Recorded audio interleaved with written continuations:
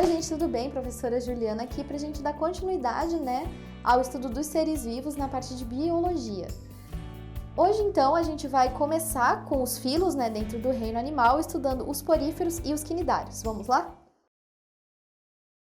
Bom, gente, então hoje na aula 14 nós vamos ver os primeiros filos do reino dos animais, os poríferos e os quinidários. Mas primeiro, vamos dar uma revisada no que a gente viu de critérios de classificação para os animais, que é um conteúdo um pouco pesado. Então, aqui nós temos todos os filos, dos animais, desde as esponjas até os cordados. Então, se vocês lembram da aula passada, o primeiro critério de classificação era de acordo com os tecidos, se eles eram organizados ou não. Então, a gente tem os parazoários, que no caso são só os poríferos, só as esponjas que não têm tecidos organizados. A partir dos quinidários, a gente tem os eumetazoários, que são os animais que têm tecidos organizados. Dentro dos eumetazoários, a gente tem uma outra divisão que é em questão do número de folhetos embrionários. Então, a gente vai ter os diblásticos, que no caso são só os quinidários, e os triblásticos, que são plateumintos para frente. Os diblásticos, então, só vão ter 2 folhetos embrionários e os triblásticos vão ter 3 folhetos embrionários. Ainda dentro dos eumetazoários, a gente pode classificar eles de acordo com o destino do blastóporo. Então, se o blastóporo der origem à boca, nós vamos ter os protostômios. Então, de plateumintos até artrópodes, todos esses animais são protostômios. E se o blastóporo der origem ao ânus, nós vamos ter os deuterostômios, que são os equinodermos e os cordados. Além disso, além dessa classificação, também ainda dentro dos eumetazoários, nós podemos ter a presença ou não de celoma. Então, nós temos os acelomados, que são os plateumintos, os pseudocelomados, que são os nematodos, e os celomados, que são de molusco e anélida para cima. Bom, começando então, finalmente, com o reino dos poríferos, Os poríferos, eles são as esponjas, as esponjas do mar. E quais são as características principais deles? A gente já comentou as características de todos na primeira parte da aula, mas, no geral, eles são o quê? Eles não têm tecidos organizados.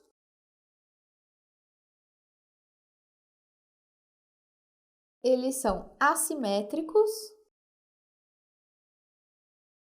Então, se vocês lembram da aula passada, a simetria também era um dos critérios, além daqueles que são unidos, que a gente comentou hoje. E aquáticos. Então, as esponjas, elas vivem apenas em ambientes aquáticos, no geral marinhos, mas também temos esponjas de água doce. Eles são animais sésseis, o que significa que eles ficam fixos em um substrato. E eles são animais de vida livre. Não temos esponjas parasitas, É o que significa ser de vida livre. Bom, aqui então é como se fosse uma esponja cortada, para a gente ver o interior. Eles são animais filtradores. Então, isso significa que eles adquirem os alimentos deles através da filtração da água. E como que isso acontece? Bom, então a gente precisa saber como que é a estrutura celular dessas esponjas.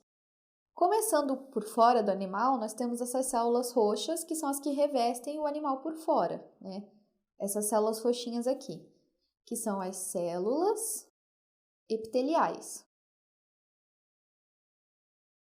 Como a nossa pele, as células epiteliais das esponjas também servem como proteção, e sustentação do animal.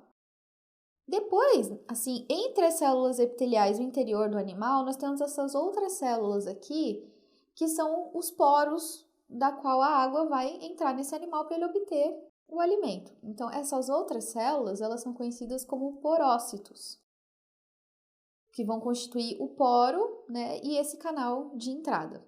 Assim que a água, entra nesse animal, ela vai de encontro com uma cavidade que se chama átrio ou espongiocele. E nessa cavidade vão ter várias células flageladas que vão fazer a movimentação e a captação desses nutrientes que estão dispersos na água. Essas células flageladas, elas são chamadas de coanócitos.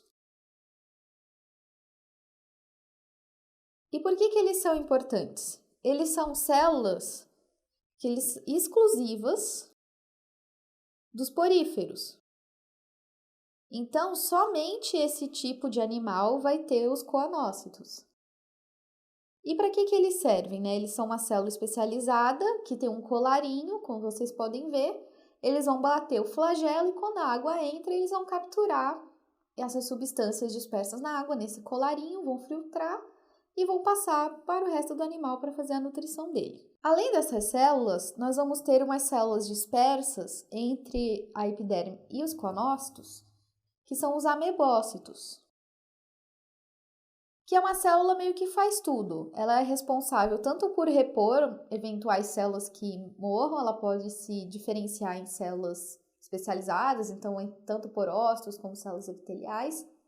Apesar dela não ter capacidade de formar outros coanócitos, então somente um coanócito pode formar outro.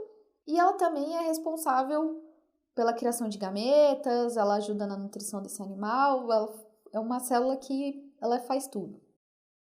E nós vamos ter uma célula de estrutura que são as espículas, que são células rígidas que vão estar aqui também no meio desse animal, dando sustentação para ele.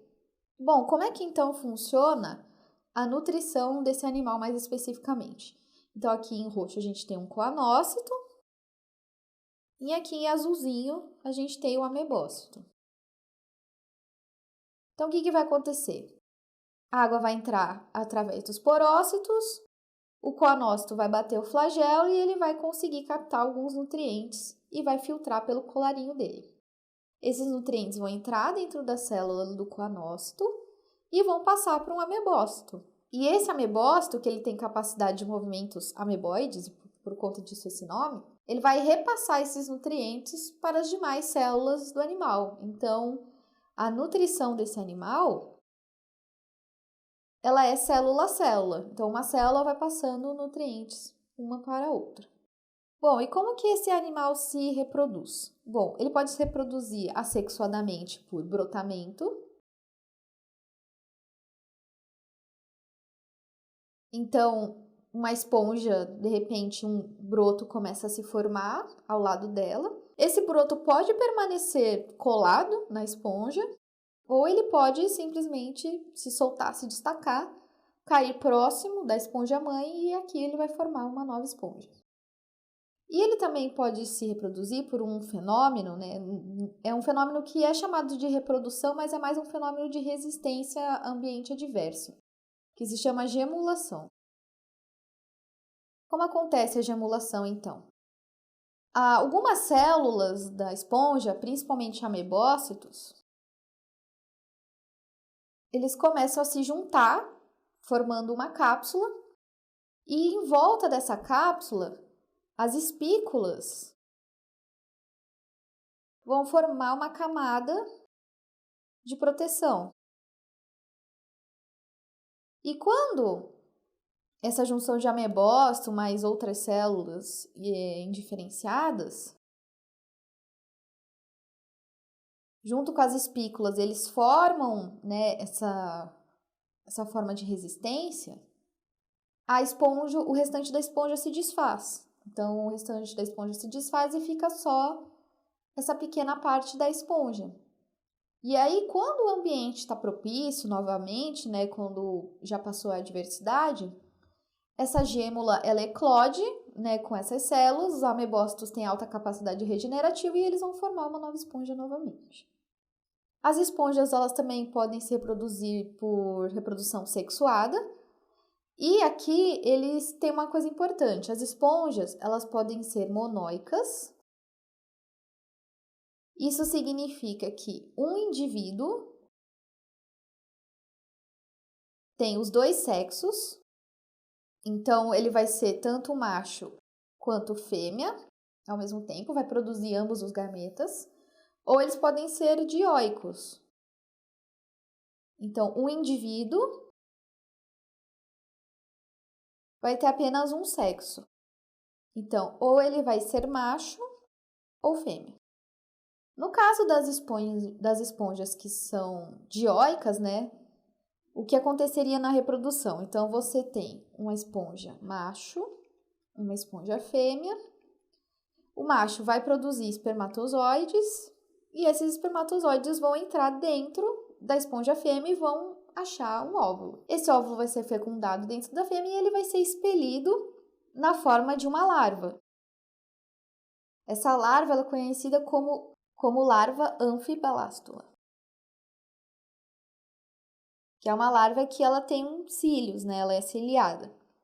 Essa larva, então, ela vai encontrar um substrato para se fixar e depois de fixada nesse substrato, ela vai dar origem a uma nova esponja adulta.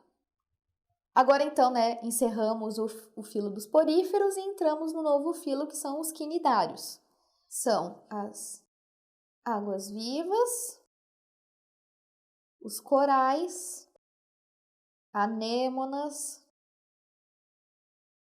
e hidras. Bom, quais são então as características, né, desses animais aqui? Por que eles formam um grupo? Então, como a gente já viu, né, eles são diblásticos. Então, significa que eles têm 2 folhetos embrionários. Isso faz com que eles tenham uma cavidade digestiva. Agora que eles têm tecidos organizados, então a maneira da qual esses organismos se alimentam é um pouco diferente do que era dos poríferos. Eles têm simetria radial, são aquáticos, de vida livre. Eles são os primeiros animais a apresentar algum tipo de início de sistema nervoso, não chega a ser um sistema nervoso. Eles possuem uma rede de células nervosas que são difusas pelo animal. Mas essas células são o que permite o animal reagir a estímulos. Então, se você tocar uma água-viva, ela vai reagir àquele estímulo, mesmo que seja atacando, né, provocando as queimaduras, né, que são famosas desses animais. Outra coisa interessante desses animais é que eles apresentam uma característica chamada polimorfismo. E o que isso significa? Que eles têm 2 formas corporais: de pólipo e medusa. Bom, como que funciona então essa questão de ter 2 formas corporais? Bom, aqui a gente tem um pólipo e uma medusa. Se vocês observarem bem, o pólipo ele é uma medusa de cabeça para baixo. Então, aqui é a boca do pólipo, aqui é a boca da medusa. Eles vão ter tentáculos, vão ter a cavidade digestiva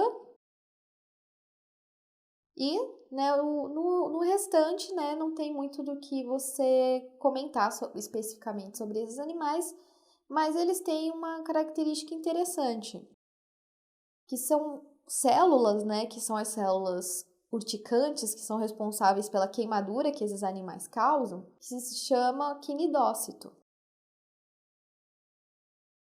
Então, esse quinidócito é uma célula que é exclusiva, né, desse grupo. Aqui representa o que seria ele armado. Então, ele não liberou as toxinas dele que causa. E aqui seria ele descarregado ou desarmado. O que tem essa célula, então, que torna ela importante e por que ela tem essa capacidade de queimar, né, essa capacidade urticante?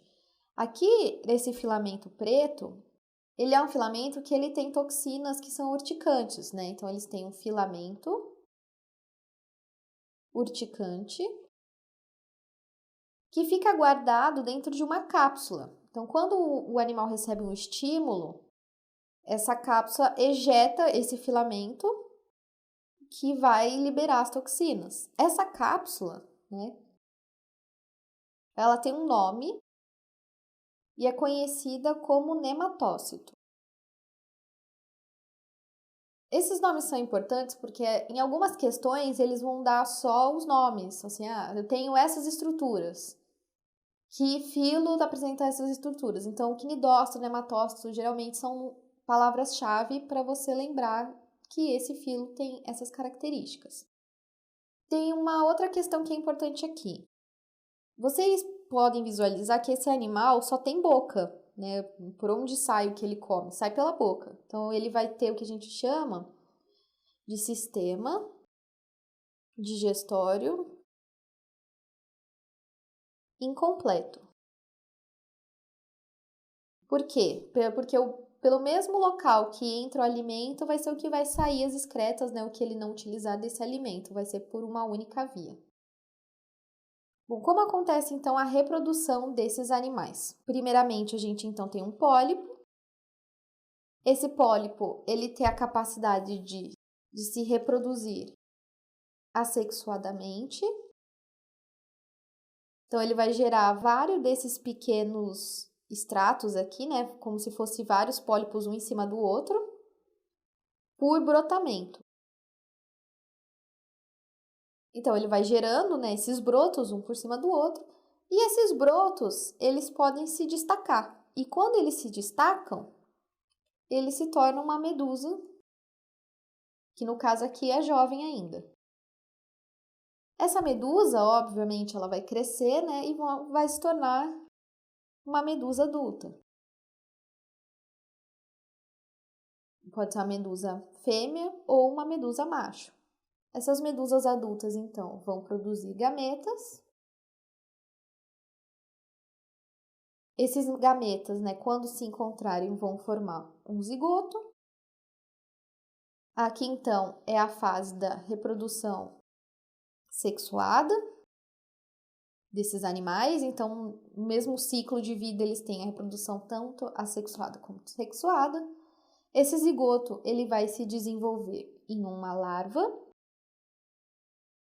que é ciliada, e ela tem um nome. Ela é conhecida como plânula. Essa larva, então, vai se fixar um substrato e vai dar origem a um novo pólipo jovem que vai completar o ciclo, então, reprodutivo desses animais. Bom, gente, então hoje a gente viu os poríferos, que são as esponjas, e os quinidários, que são basicamente as águas-vivas, como os que são as características desses animais, como eles se reproduzem. Até a próxima com outros filos!